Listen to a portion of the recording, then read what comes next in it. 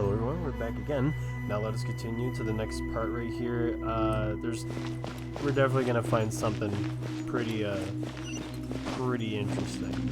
So, very important. Here we go. Oh, there's a dead dude over there. Can I avoid this part right here real quick?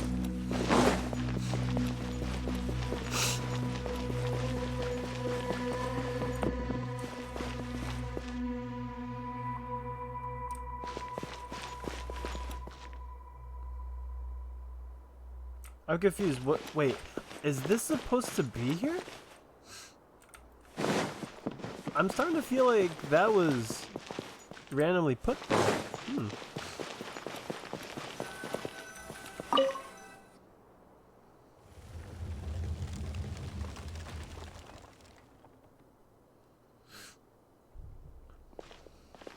So, this was his final destination.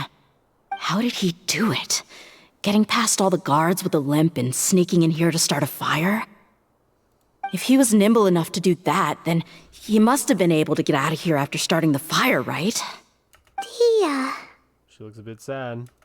I'm sorry. I know it's just wishful thinking. Let's look around. Maybe we can find something that's been left behind.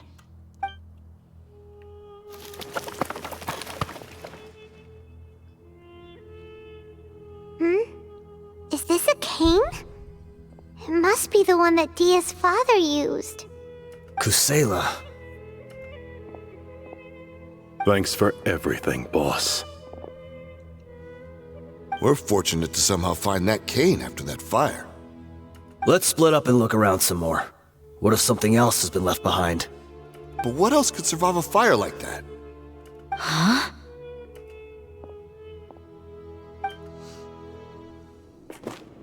Oh, cutscene time.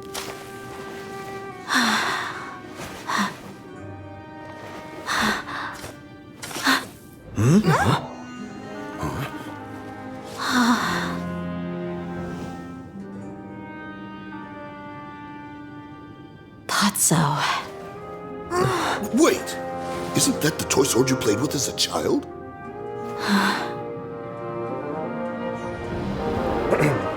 The dragon is no more, for Princess Dehya has slain it. Its head now hangs above the city gates. Her bravery has brought eternal peace and prosperity to us all. Dehya, come on. This is the most important line. You can do it. But Dehya, you defeated the dragon. Everyone's waiting for your speech. Little D is so cute. Still too shy, huh? All right, I'll do it. I hereby proclaim our victory. Evil shall plague us no more.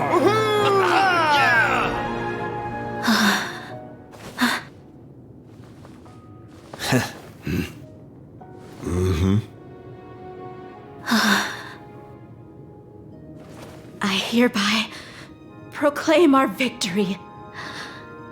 Evil shall plague us no more, Dad. A befitting it. Oh.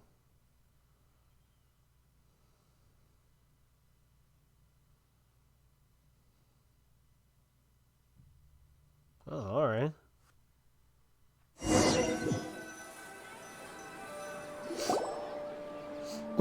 What's this? Don't you remember? You asked Paimon what she would do if she were to wake up tomorrow with loads of money. And Paimon said that she would get boatloads of tasty snacks. You looked super confused at the time, but said it was an adorable thing to say. These opportunities don't come by often. So today, Paimon's gonna treat you to a special crash course on Paimon's life philosophy. Hey, come on! Paimon's not that stingy. Yes, you are. Anyway, the point is that you should eat to your heart's content. You'll feel better for sure once you've gotten something in your tummy. Junior Azad will also be here shortly. She's already heard that we're back. Aw, thanks you two. Honestly, this is very unlike me. I just had a lot on my mind on our way back, so I didn't know what to say. My chest was filled with all kinds of intense emotions. They just shook me even more than all the feelings we've shared during our previous adventures.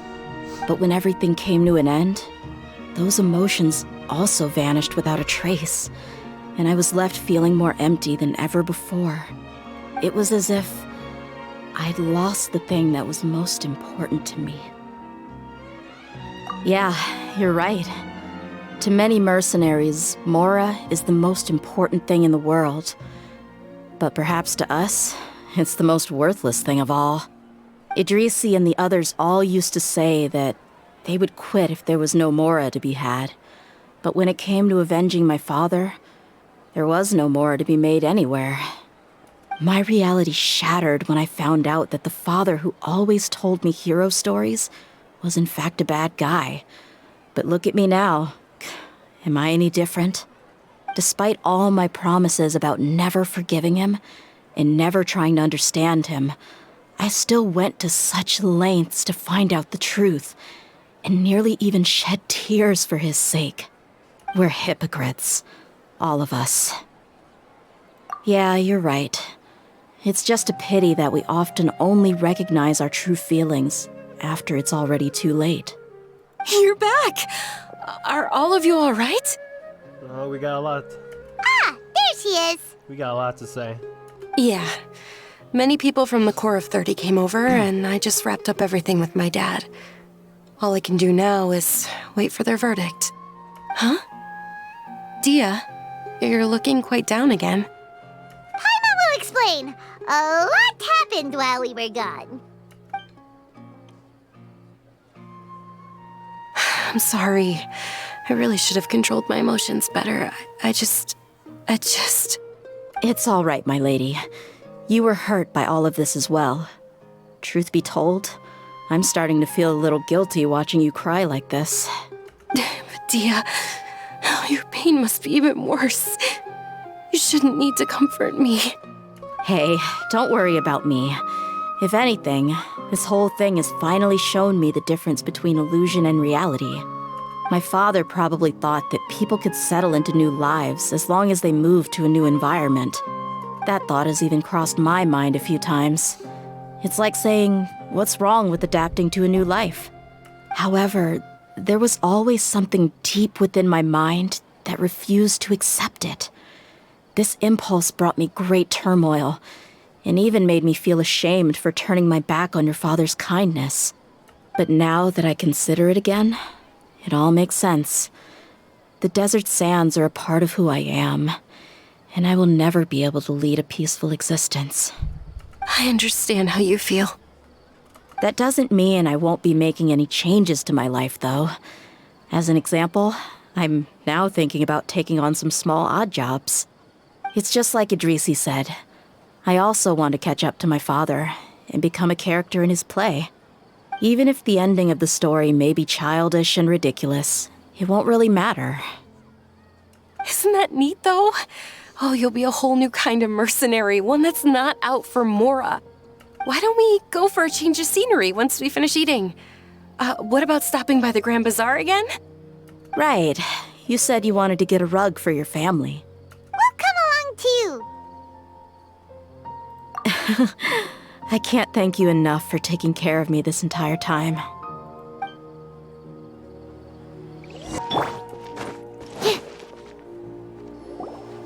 Oh, this rug here is quite something. The craftsmanship is exquisite, and the fabric is also of high quality. Ah, here you are. Finally, I found you. Hey, aren't you that mercenary who bit his tongue? You can still talk? Wait, are you here to take revenge on us? What are you talking about? Do I look like I could take you all in a fight? I just came here to give you something. I'll be on my way to give myself up to the Corps after this. Once I woke up, I hurried to the Khan al-Ahmar's camp, hoping to alert them to your presence. But when I got there, I found no one except the members who were still too injured to move. Ah, so you probably got there after us. Yeah, they told me that they had exacted their revenge, and everyone had turned themselves in to the authorities. Even that last camp was not going to last for much longer. I had joined the cause to repay an old favor from Kusela. Now that everyone's already turned themselves in, I might as well do the same. One of the injured members gave this box to me and told me that it contained some of the old man's last possessions. Everything left in the camp will get confiscated, so I figured I should get this to you before the Corps could get their hands on it. Thank you. No worries. We are all just living our own truths. There's no need to comment or judge anyone for it. So this box contains everything that Dehya's father left behind. Huh. It feels lighter than expected.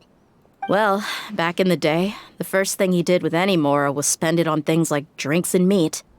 But let's see what's inside. What's this? It's just a bunch of junk. It kinda stinks. Perhaps it's just been left unopened for too long. A handwritten copy of a storybook. The paper's already yellowed, and it looks like it's about to fall apart. It was against the Academia's rules to possess books for personal use. If he was going to break that rule, he could have at least copied something useful. That probably means this was really important to him. And here are a few bags of children's snacks. The packaging's completely deteriorated. Maybe that's where the smell was coming from. Did he get those for you? Yeah, but here's the thing, though. Even when I was a child, I was never a fan of these kinds of snacks. He'd always say that he got them for me, but in the end, he always ate more than I ever did. Who even leaves snacks in a box like this anyway? Isn't that just common sense?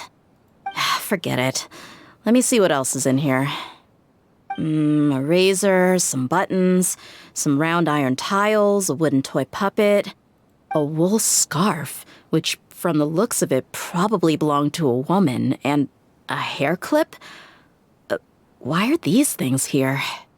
I'm suddenly feeling a little scared.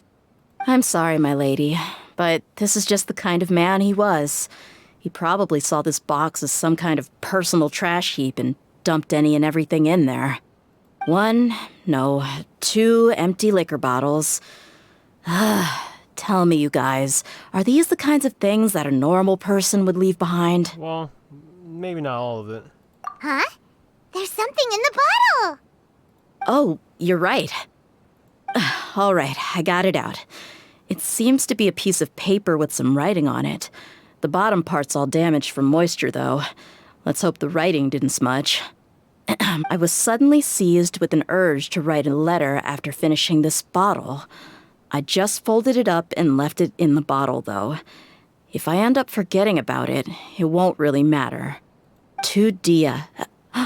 It's a letter for me? It's all right. I'll just read it out. If he went to the trouble of writing a letter, there must have been some important things that he wanted to say. Or at least record down. My condition's becoming worse and worse.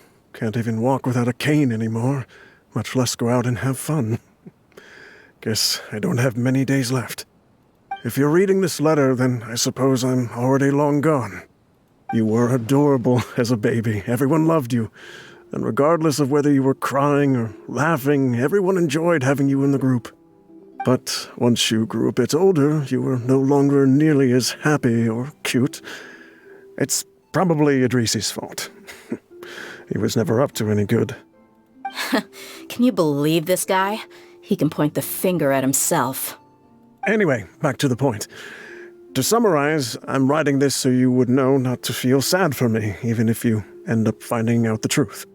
The reason being that I was never your father to begin with. What? Wait, what? Excuse me? Surely, he must be joking, right? I don't know. I was quite formidable when I was young, and 100 times cooler than some so-called flame main. Really felt like the whole world was under my feet. With just a teeny tiny bit of effort, I felt I could rule over the entire desert. But as fate would have it, I went out into the desert for a drink one day and discovered a baby in the sands. It was you. You were just lying there, small and helpless, You were so tiny that if the wind blew for just a little while longer, you would have been buried forever. But your cries were so loud they made my head hurt. Now that I think of it, you really were a bundle of energy. Sounds like he's serious. I told Idrisi and the others that I had slipped up with a woman while out and about. None of them even doubted me. I'm sorry that I had to lie to them for so long, but I really had no other choice. I was their most esteemed leader, after all. It's not like I could just tell them that I suddenly wanted to play at being a father. At this rate, I'll puke up all the liquor I just drank from this bottle. Anyway, Dehya, you possess the kind of freedom and kindness that we could only dream of. As far as how you should live your life, that'll be up to you to decide. That's the end of the letter. In the end, he was still thinking of me as a little child. I suppose, or I would have suffocated under the sand a long time ago. He was a good father to you. The fact that he wasn't a blood relative doesn't change that. Yeah. It's just a pity that we had to learn the truth of everything like this. Do you already have some ideas about the decision that he wanted you to make? I do. If he first found me alone in the sands, then I want to try my hand at finding the person who abandoned me. I just have one wish. To tell them a story. That there once existed a childish and foolish jerk with a heart of gold. And that only under his care was I able to grow and mature into the person I am today. If you end up finding any leads, can you share them with us? We go on adventures all the time. Maybe we'll be able to find some information for you. Sure, I appreciate it. I wasn't expecting you to be so enthusiastic.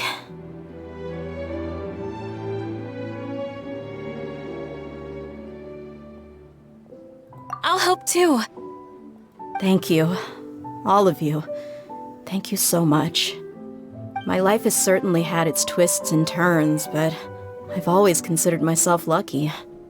Because no matter where I've gone, I've always been surrounded by incredible kindness. Nice. That's also quite of a shocker there. Dehya was abandoned. Shoot. Her parents are probably still alive. I don't friggin' know. But yeah, that's the end of this quest. We're gonna be doing the Wind Bloom Festival next, and then after that we will be doing the Archon quest Caribert. So we're gonna most likely see Dainsleif again. Yeah. Thank you guys for watching. See ya.